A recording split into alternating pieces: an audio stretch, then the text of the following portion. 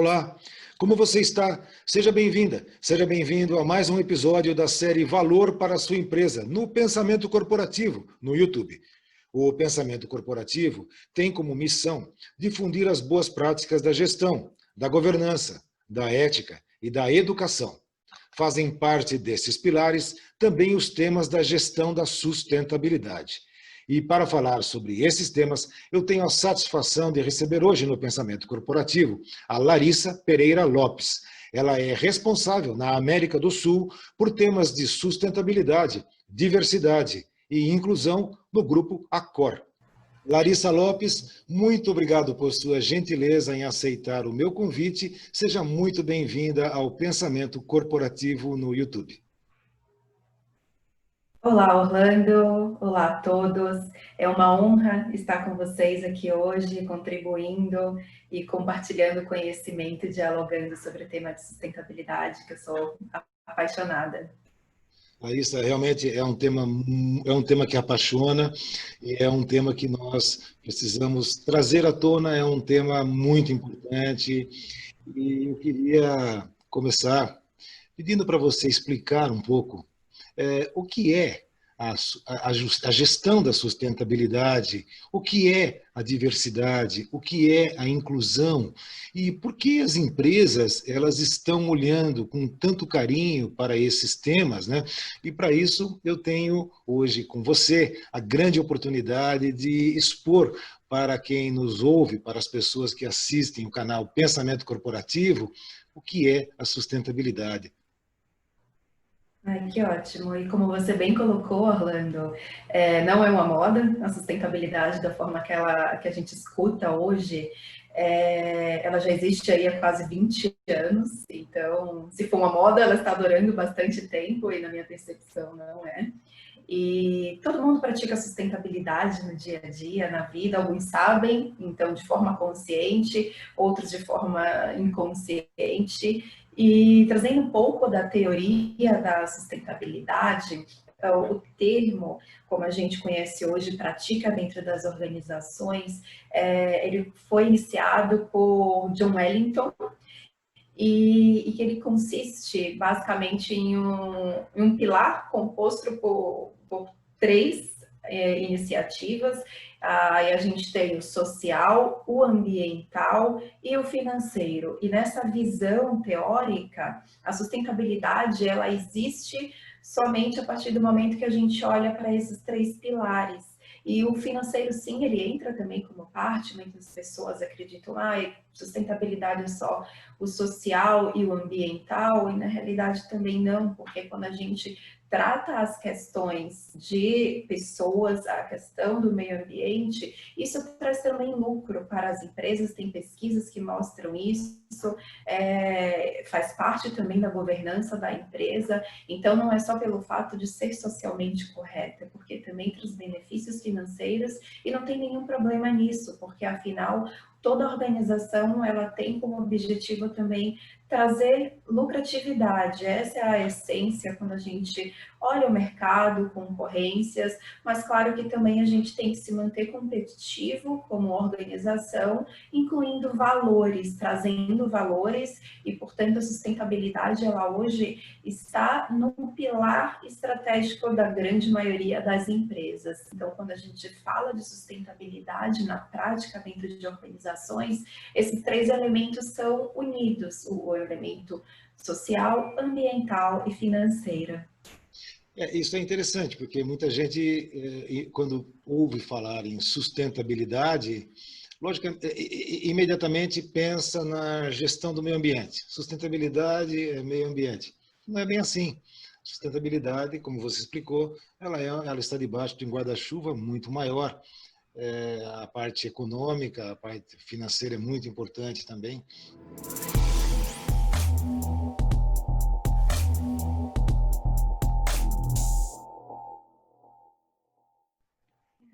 Vamos falar um pouco da minha comunicação. Eu tenho formação em Química, então, quando entrei dentro do laboratório, atuei, disse, não é isso que quero fazer para o resto da minha vida. Então, daí mudei, e foi bom porque eu tive um link para trabalhar com com a indústria química, onde eu passei muitos anos, e daí então eu fiz o curso superior e fiz o mestrado. Meu mestrado ele é em marketing e me deu base para trabalhar na comunicação. Então eu atuo há mais de 15 anos com comunicação e engajamento, que é a parte também de sustentabilidade. Quando você estava explicando a questão da sustentabilidade, me veio à mente uma situação de que as empresas, antigamente, elas vendiam os seus produtos, então elas eram orientadas pelo produto, depois foram orientadas para o mercado, mas sempre com aquela comunicação focando no produto. E você mencionou os valores, você falou que as empresas ganham dinheiro com a sustentabilidade. Eu vejo algumas empresas que anunciam os seus produtos por meio da comunicação dos valores e da sustentabilidade, da agenda da sustentabilidade, ou seja, a comunicação do produto em si, ele acaba sendo algo meio que assim secundário, né? Eu já vi até casos muito bem sucedidos onde o produto acaba sendo um ator coadjuvante no processo de comunicação. A comunicação ela foca nesses valores, ela foca principalmente nessa agenda ESG, que eu queria conversar um pouco daqui a pouco com você sobre isso. Está certa essa minha visão da comunicação do produto por meio do foco nesses valores e na gestão da sustentabilidade? Ou eu estou forçando um pouco a barra quando eu falo isso? Tá certo, sim, Orlando. Hoje a sustentabilidade ela é vista como propósito. E onde entra o propósito, quando a gente olha aí, trazendo também teoria de marketing, para posicionar um produto. A grande maioria das pessoas atualmente prefere comprar um produto ou atuar em uma empresa, ter a sua trajetória profissional, com organizações que tenham sustentabilidade como valor. E aí a sustentabilidade abrangendo diversas ações que a gente vai conversar daqui a pouco, que está dentro do ESG, e trazendo alguns dados, uma pesquisa de 2019 da consultoria GFK mostra que 76% dos consumidores brasileiros, eles esperam que as marcas sejam comprometidas ecologicamente. E aí, trazendo dados também de diversidade e inclusão, um artigo da Harvard Business Review de 2016 apontou que empresas que praticam a diversidade e inclusão possuem um índice maior de inovação, de engajamento e de pertencimento, e, consequentemente, também tem maior lucro. Portanto, falar sobre sustentabilidade, diversidade e inclusão, sim, é considerado atualmente um diferencial competitivo e agrega valor no produto, porque os clientes estão mais exigentes. E com a era da comunicação digital, torna isso muito mais evidente para ambos os lados. Então, a empresa que se posiciona, uma empresa que vende sustentabilidade, ela termina tendo muito mais cobrança da sociedade, porque a sociedade demanda, a sociedade cobra por isso. Então, os dois lados têm uma comunicação ágil e evidente quando a empresa promete e a empresa não cumpre a sustentabilidade da forma que ela está colocando. E aí a gente entra no risco também que chama na palavra técnica, que é greenwash, quando você diz que está fazendo ações de sustentabilidade, mas no final você não está. A agenda ESG e a lucratividade, essa pesquisa você comentou, eu não conhecia, mas ela faz todo sentido. E ela está alinhada com uma pesquisa que eu vi recentemente, de que as empresas que têm a agenda ESG, e eu quero aqui fazer um parênteses e explicar para alguns dos nossos ouvintes, quem está nos assistindo, quem não está muito acostumado com essa sigla ESG, é uma sigla em inglês, que o E é de Environmental, o S de Social e o G de Governance. Isso não é uma moda, isso abrange todos esses conceitos de respeito às pessoas, responsabilidade social, de diversidade, inclusão, de gestão da sustentabilidade, tudo isso está debaixo dessa sigla. E as empresas que têm uma agenda ESG, elas tendem, olha que interessante isso, elas tendem a ter uma melhor qualidade de gestão. Então, essa pesquisa, ela analisou, existe um índice que chama o índice ISE, é o Índice de Sustentabilidade Empresarial, e esse índice mostra que nos últimos 15 anos, as empresas com agenda ESG tiveram uma lucratividade maior do que o índice Ibovespa, ou seja, elas valorizaram mais, perdão, do que o próprio índice Ibovespa. Isso é a materialização daquilo que nós estamos falando.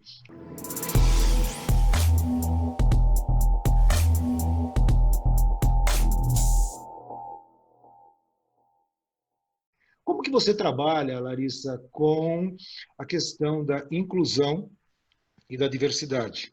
Porque eu imagino que a inclusão e a diversidade são coisas que têm que ser natural. Eu, por exemplo, não concordo muito quando as empresas e os funcionários, os colaboradores, eles têm foco nesses temas por obrigação ou porque a empresa tem isso como valor, e se a pessoa não acompanhar esse valor, ela está fora do contexto daquela empresa para a qual ela trabalha. Eu acho que as coisas têm que ser naturais. E a coisa ela passa a ser efetivamente natural quando não se discute mais, quando não se fala mais sobre isso, quando naturalmente existe uma absorção desses conceitos. Como que você trabalha, e se você quiser dar o exemplo do Grupo Accor, será muito bem-vinda, afinal, o Grupo Accor é o maior, me corrija se eu estiver errado, é o maior grupo de hotelaria na América do Sul, é o Grupo Accor. Como que você trabalha, Larissa, na gestão dessa agenda de inclusão e de sustentabilidade? Claro, é uma excelente pergunta, Orlando, até porque envolve também o tema engajamento. E quando eu olho a minha trajetória profissional, é impossível a gente falar de comunicação, de sustentabilidade, de diversidade e inclusão sem engajamento, porque envolve pessoas, envolve ação, e tudo isso a gente tem aí passo a passo, metodologias para envolver as pessoas, trazer para um tema. E como você bem colocou, tudo que é obrigatório é chato. E a gente não tem, termina afastando, criando um afastamento quando a gente torna obrigatório, quando a gente coloca em meta.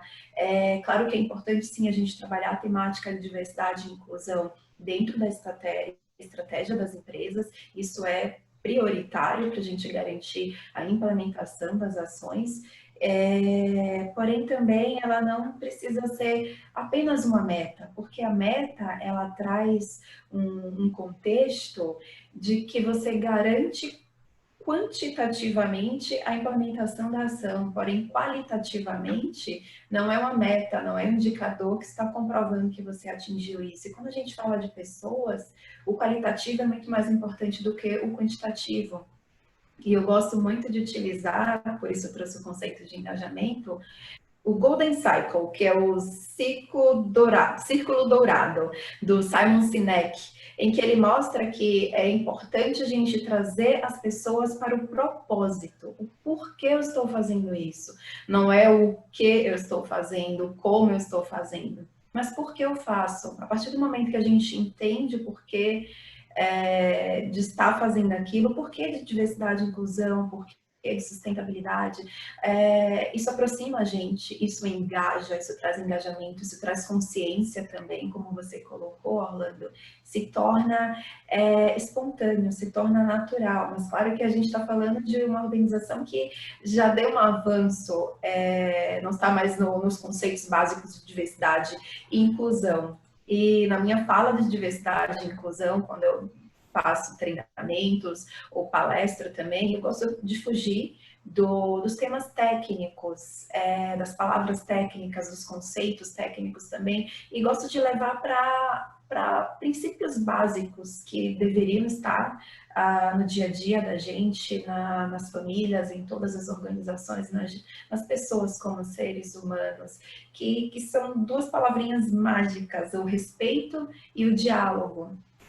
E a gente tem que lembrar que nem todas as culturas, todas as famílias tem esse conceito implementado de forma muito diferente, principalmente quando a gente olha para culturas. E o respeito, quando eu falo de diversidade e inclusão, e a percepção, e como eu gosto de trabalhar, o respeito não é pedir para que o outro aceite o que é diferente, aceite o que é além do mundo que a gente tem de pensamento e desenhado. Porque isso termina afastando as pessoas. E eu já vi casos em que isso acontece. O respeito nada mais é um valor em que a gente deveria considerar como básico para aproximar-nos aos outros e que consiste em ter uma atitude positiva e empática. O respeito ele existe a partir do momento que a gente está lidando com o outro sem ofender, sem discriminar. É claro que o discriminar é muito difícil quando a gente olha e entende que todos nós temos preconceitos e o entendimento da diversidade e inclusão individual acontece a partir do momento que a gente entende, sou um ser humano e sim, sou diferente, somos diferentes e a gente precisa respeitar o outro. E eu, como indivíduo, tenho preconceitos, e daí eu tenho que lidar com o meu preconceito. E como é que a gente faz isso? Isso é feito de forma muito simples, quando a gente entra também no diálogo. Não simples, é importante corrigir, mas o princípio básico é a gente entender e ir para o diálogo. E o diálogo, ele consiste em construir promover conversas construtivas e sem julgamento. A gente ter um diálogo sem julgamento é muito difícil. E a gente precisa expor pontos de forma respeitosa para acolher também os pontos de vista diferentes e assim a gente consiga junto com encontrar formas de trazer uma solução colaborativa. E aí, trazendo até um exemplo de diversidade e inclusão e como o diálogo e respeito nos traz uma segurança e um princípio básico para falar sobre diversidade e inclusão e construir essa dinâmica, foi um exemplo que eu vivi dentro da ACOR, em que um comitê de diversidade e inclusão LGBTI+, que existe dentro do corporativo, em todas as todos os hotéis, cada um de forma independente e voluntária, promove diálogos. E é tão gratificante quando você escuta uma mãe trazer o ponto de agradecer ao outro colaborador que promove as conversas de diálogo e inclusão dentro da organização, e essa mãe diz, obrigada porque o tema que você traz aqui, que você discute, me ajudou a entender e acolher o meu filho quando ele assumiu a sexualidade dele, e isso foi difícil para a família, porque a gente vem de uma família muito católica, e também quando eu escutei um colaborador dando depoimento em uma roda de diálogo, dizendo que a partir daquele meio que ele começou a viver dentro da ACOR, dentro do hotel, ele deixou de ter vergonha de quem ele é. E a gente, quando trata de diversidade e inclusão, tem pessoas que têm vergonha do que ela é. E a gente discutir isso e respeitar o outro, não é aceitar, faz com que o outro se sinta acolhido e queira ser quem ele é. Nossa, fantástico isso que você falou. Agora, a questão você mencionou a cultura, né? Existe muita diferença ainda? Você que cuida de vários países, você vê muita diferença ou as coisas estão mais ou menos homogêneas? E a outra coisa é com relação à sensação de pertencimento. Você falou do propósito, ao orgulho em pertencer. Eu acho que isso fortalece bastante essa sensação de pertencimento e isso seguramente reflete nos resultados, porque, na minha opinião, reflete no clima organizacional, melhora o clima organizacional e seguramente reflete nos resultados da organização, correto? Corretíssimo, Orlando. O ser humano, ele quer viver em bando, ele quer encontrar grupos em que ele encontre valores, que ele se sinta pertencente àquele ambiente. Claro que isso, a sua falando da maioria, né, do ser humano. Então, esse é um conceito que está dentro da própria psicologia, em que a gente quer se sentir pertencente a algum grupo, em sua grande maioria.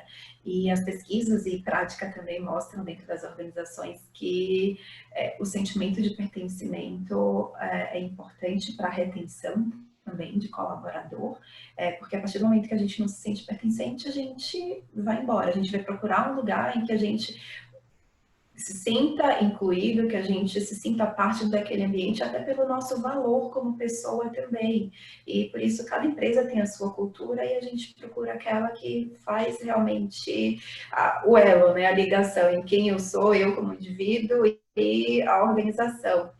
E falando em relação a como a cultura impacta também em diversidade e inclusão e olhando para a América do Sul, a gente está evoluindo, a América do Sul, o Brasil como um todo, mas dentro da América do Sul, cada um está em um estágio diferente. Então, a gente olha até por questão também, a gente vai olhar historicamente por questão de colonização. Quando a gente olha para os países hispanohablantes, a gente teve uma cultura, foram países colonizados pelos espanhóis e que tem uma cultura diferente, do que nós aqui brasileiros tivemos, que é português, não sem julgamento se é melhor ou se é pior, mas claro, trazendo dados também. Então a gente tem, esses países, eles têm um índice de machismo muito maior, de sexismo muito mais elevado do que aqui no Brasil, e isso vale também tanto para quando a gente olha no gênero mulher, como olha também para a inclusão do LGBTI+,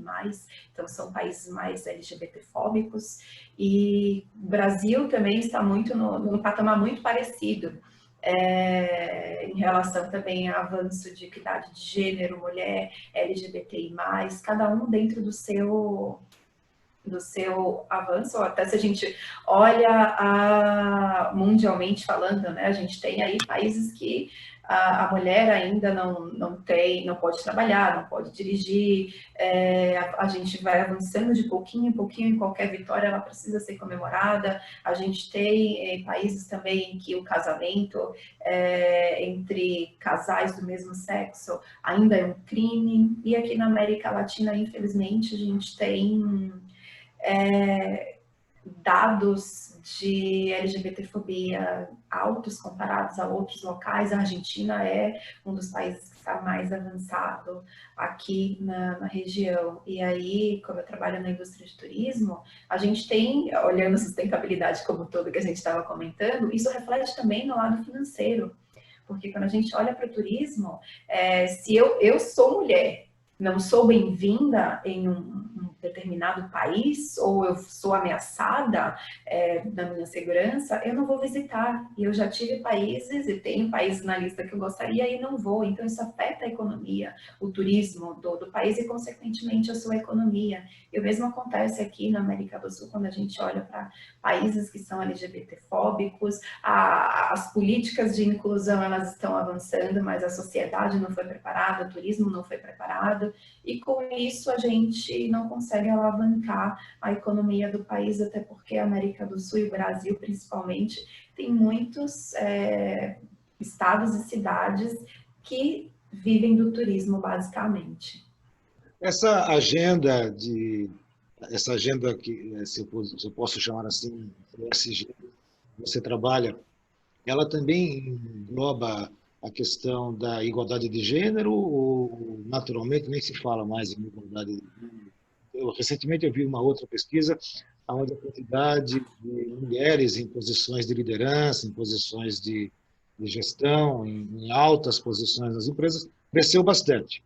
Eu, particularmente, sempre achei que, nos meus 35 anos de mundo corporativo, os ambientes liderados por mulheres, logicamente, não vamos discutir competência, porque todos são competentes, mas os ambientes liderados por mulheres até elas têm uma habilidade de tornar o ambiente melhor. E a mulher tem uma característica de que ela consegue fazer várias coisas ao mesmo tempo, né? Ela trabalha, ela cuida do filho, ela olha, ela tem vários olhos, né? Ela consegue fazer, acho que é da natureza. E isso se reflete quando a mulher assume o papel de liderança no mundo corporativo. Eu acho isso extremamente positivo. A sua agenda também engloba essa questão da igualdade de gênero ou não se fala nisso? Dentro hoje do Grupo Accor como um todo, olhando mundialmente, sim, existe a agenda, está na estratégia e tem metas. Olhando a sociedade, o mundo como um todo, é necessário falar, sim, ainda da equidade de gênero, e o Fórum Econômico Mundial conduz uma pesquisa mundial e anual para falar como é que as nações estão avançando em relação à equidade de gênero. Quem tiver interesse pode buscar no Google, está em inglês, The Gender Gap. E essa pesquisa mostra qual é o gap, então qual é o... Como que é? The Gender Gap. E então, é um relatório que mostra como é que está esse gap de gênero.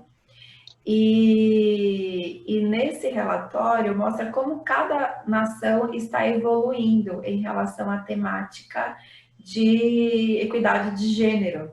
E, infelizmente, as mulheres estão ainda bem atrás economicamente quando a gente olha o poder econômico, financeiro de uma mulher comparada ao homem. Segundo esse relatório com dados de 2019, a mulher precisaria aí mais de 250 anos para conseguir equilibrar, estar no mesmo patamar financeiro de um homem, por mais que ela tenha o mesmo nível de trabalho, os mesmos cargos. E esse relatório mostra também que o mercado de trabalho hoje ele é composto por 55% de mulheres. Então, hoje, nós mulheres somos maioria, porém, precisamos aí de 250 anos para excluir esse ato que existe, esse gap que existe entre o gênero masculino e entre o gênero feminino no mundo de trabalho. A nação que está mais evoluída hoje é a Islândia, então que esse gap ele já é quase inexistente, chega próximo de zero. E as organizações estão fazendo um trabalho incrível. A ONU Mulheres também suporta muito bem essa ação para acompanhar as empresas. E, por exemplo, na Accor, como eu mencionei, tem meta global para as mulheres assumirem cargos de liderança atualmente, globalmente, tá? A Accor é composta por 41% de mulheres em cargos de liderança, e aqui no Brasil as mulheres estão com 53% de cargos de liderança. Muito legal, muito interessante isso. Com esse momento que nós vivemos agora, esses últimos meses, eles mexeram com muitos valores na nossa vida, tanto pessoal, familiar, na sociedade e no mundo corporativo. Uma coisa que eu notei é que aflorou uma necessidade de muitas pessoas e de muitas empresas em trabalharem em prol da sociedade, fazerem em prol das pessoas mais necessitadas, das pessoas carentes. Isso daí é uma mudança de propósito. Muitas empresas tinham os propósitos, digamos, não tão consolidados, né? Você vê um reenquadramento do propósito, não vou falar do Grupo Accor, mas eu digo do propósito desse segmento, desse setor que você trabalha, no sentido de aprimorar, de fortalecer as ações de responsabilidade social, as ações beneficentes, ou isso era algo que já vinha com um grau de enquadramento mais forte mesmo antes dessa pandemia? Mudou alguma coisa a partir de agora por causa da pandemia, ou você não viu essa mudança, visto que você já está nessa posição de gestão da sustentabilidade, diversidade e inclusão antes de termos essa questão pandêmica?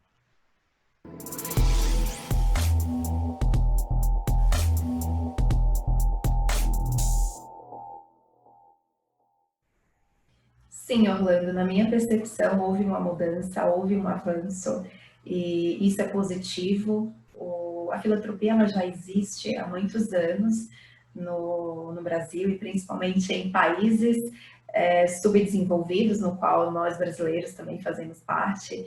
E o que eu vejo de desafio para as organizações é que a liderança, a gestão, ela precisa entender que sustentabilidade é muito mais além do que plantar árvores e fazer doações, porque o fazer doações e assistência à comunidade sempre esteve presente, não sempre, mas há décadas já está presente nas organizações. E a pandemia nos ensinou a ser mais empáticos. Então, não apenas fazer doações, assistir comunidade, mas a empatia para olhar até os nossos próprios colaboradores que estão precisando de ajuda naquele momento. Então, não foi só apenas olhar para fora, mas olhar para dentro também, olhar para a organização, o cuidar dos colaboradores. E esse cenário que eu espero que tenha nos ensinado a deixar esse valor ativo, latente, dentro das organizações e dentro da gente também, como cidadão. Então, alavancou e eu espero que sim, que continue. Eu estou conversando com Larissa Lopes, responsável na América do Sul por gestão da sustentabilidade, inclusão e diversidade no grupo Accor. Larissa, a diversidade é algo que se aprende na escola, na sociedade ou no mundo corporativo? Onde que se aprende a respeitar os valores da gestão da sustentabilidade, digamos assim, não só a diversidade e da inclusão? Orlando, felizmente, algumas escolas já estão incluindo essas temáticas no dia a dia, trazendo isso para os alunos. Claro que ainda não é a sua maioria, mas já é um começo.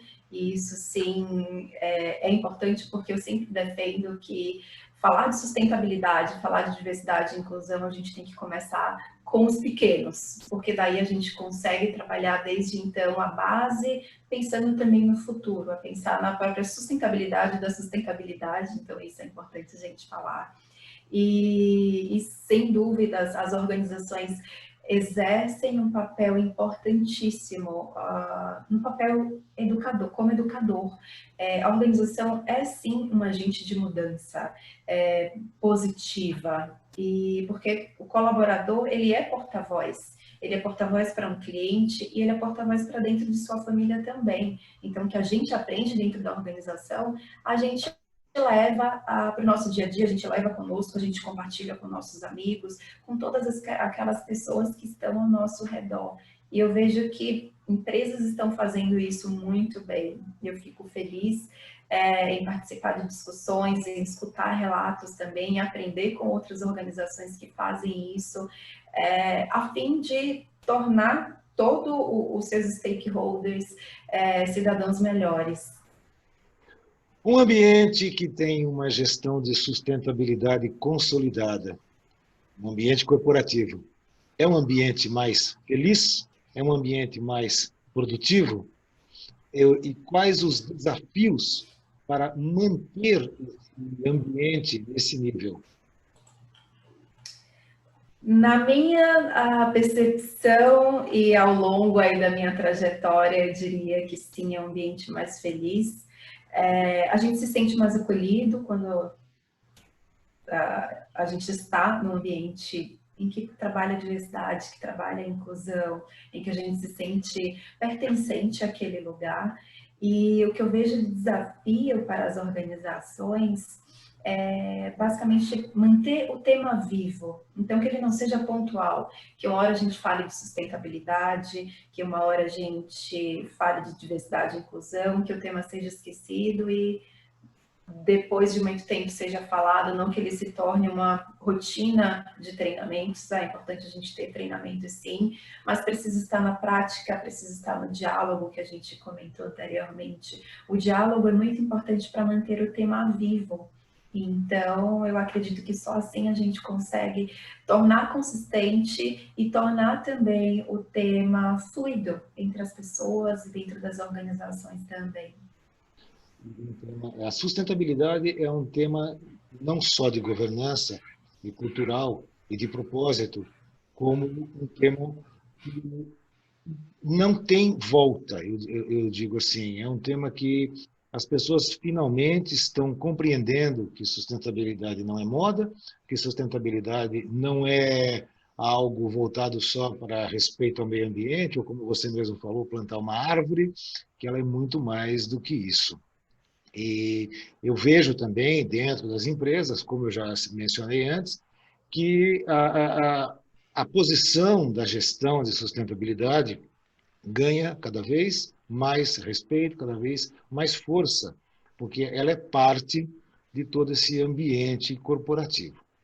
Agora, os gestores, o mundo hoje corporativo ele ainda tem gestores de várias gerações, digamos assim, né? Então, você acha que isso é uma dificuldade? Você ter com que todos os gestores se engajem nesse propósito, entendam esse propósito e sejam elementos de difusão e de fomento desse propósito, é uma dificuldade? Ou você acha que nesse momento que estamos hoje, porque a diversidade não é uma coisa nova, né? O tema ESG é uma coisa nova que veio à tona agora, mas a diversidade em si não é uma coisa nova, né? Você acha que essa questão, no nível da gestão, esse desafio já está vencido? Respondendo rapidamente, não. Agora, elaborando o que eu vejo.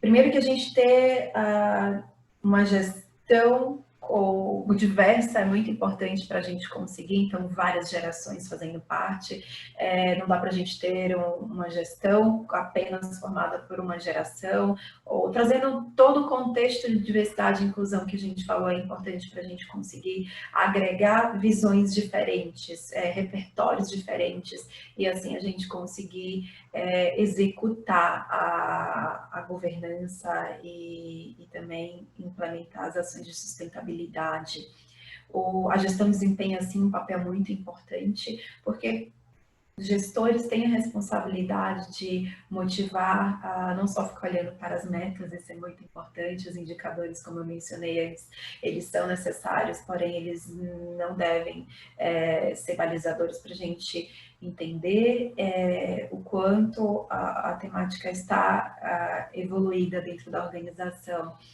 Só que o gestor ele desempenha um papel muito mais importante de motivar, de escutar, de fazer com que o outro entenda e implemente, entenda o propósito. E no meu dia a dia, desde que eu trabalho com engajamento, eu entendo que a mensagem ela não deve ser apenas responsabilidade da gestão. A gestão é um catalisador para isso. Porém, a gente precisa fazer com que a mensagem e o propósito seja entendido por todos, de ponta a ponta da organização, para que todos se sintam também incluídos nesse contexto, para daí a gente garantir o propósito que a gente falou, o ciclo dourado aconteça na prática. Então, na minha percepção, a gestão sim desempenha um papel muito importante, porém a mensagem ela tem que chegar para todos os níveis e que todos se sintam incluídos e se sintam parte desse processo e responsáveis, né? Muito bom. Larissa, nós estamos chegando ao final dessa nossa deliciosa conversa. E, como sempre, no final, aos meus convidados, eu pergunto para eles um tema relacionado a um passo para o futuro, olhando daqui para frente. Seja os desafios, seja o propósito, seja uma mudança, um amadurecimento da sociedade. O mundo corporativo ele é espelho da sociedade, e a sociedade é espelho do que acontece também dentro das células familiares. Então, a pergunta que eu queria te fazer é: qual a sua mensagem final para as pessoas que estão chegando ao mundo corporativo agora, para as pessoas que estão entrando em um ambiente bastante diferente daquilo que você nem tanto, mas daquele ambiente que eu entrei há 35 anos, essas pessoas hoje encontram um novo ambiente, não só a questão tecnológica, não só um mundo sem fronteiras, mas encontram um ambiente mais humano, ou deveriam encontrar um ambiente mais humano. Qual a sua mensagem para essas pessoas, você que lida com a gestão da sustentabilidade, que tem essa responsabilidade na América do Sul, qual a sua mensagem para os novos talentos, digamos assim, para os futuros gestores do mundo corporativo em relação ao guarda-chuva ESG, a gestão da sustentabilidade? Bom, Orlando, eu acredito que cada um de nós tem um poder de mudança incrível e a gente precisa aproveitar esse potencial de cada um, o potencial que está em nós. Então, a mensagem que eu deixo é que sejam catalisadores dessas mudanças, então estimulem momentos de diálogos abertos, inclusivos, diálogos respeitosos, e que também isso seja aplicado não só no ambiente corporativo, mas no nosso dia a dia também, porque isso é importante. Como você colocou, Orlando, a organização é um espelho da sociedade. Então, isso é importante, porque a gente se desenvolve tanto no âmbito pessoal como no âmbito profissional também. E esse estímulo para o diálogo, para o respeito, é importante acontecer em todos os aspectos de nossa vida. E também a gente pensar no consumo consciente. No consumo consciente em tudo, desde a comida que eu como e desperdício, desde hábitos de consumo que ou vão poluir ou que também vão trazer um malefício para nós como seres humanos. Então é importante ter também essa consciência e pensando nos três pilares que eu comentei, o consumo consciente dentro do pilar social, dentro do ambiental e dentro também do financeiro. E um exemplo que eu utilizo e que tem sido presente muito na minha vida, que ele é muito simples quando a gente fala de sustentabilidade. O Brasil está entre um dos países que mais desperdiçam comida. E quando a gente olha isso, para muitos, ai, não é nada, coloquei, fui na comida, no buffet, aquilo, peguei minha comida e o que sobrar eu jogo fora, ou quando eu compro 2 pés de alface, enquanto só preciso um. Mas se a gente toca o coração, a gente vai no propósito e mostra por que isso é importante, porque temos pessoas que passam fome no Brasil, temos pessoas que também morrem de fome, a gente não precisa sair do Brasil para encontrar essa realidade. Então, esse é um contexto social. E aí a gente pode ir para o ambiental, falando de ciclo de vida do produto, que não precisamos chegar a esse conceito técnico, e o financeiro, que estou jogando não só comida fora, mas junto também o dinheiro que eu investi para comprar essa comida. Portanto, a nossa responsabilidade como agente de mudança, mudança para a gente, mudança para o outro, é muito importante. Eu conversei com Larissa Pereira Lopes, gestora e responsável por temas de sustentabilidade, inclusão e diversidade da Accor na América do Sul. Larissa, muito obrigado por sua participação no Pensamento Corporativo. Eu que agradeço, Orlando. Obrigada e obrigada a todos os participantes e ouvintes também. Inscreva-se no canal Pensamento Corporativo no YouTube, ative as notificações, acompanhe a série Valor para a sua empresa. Uma boa semana a todos, um abraço e até o próximo episódio.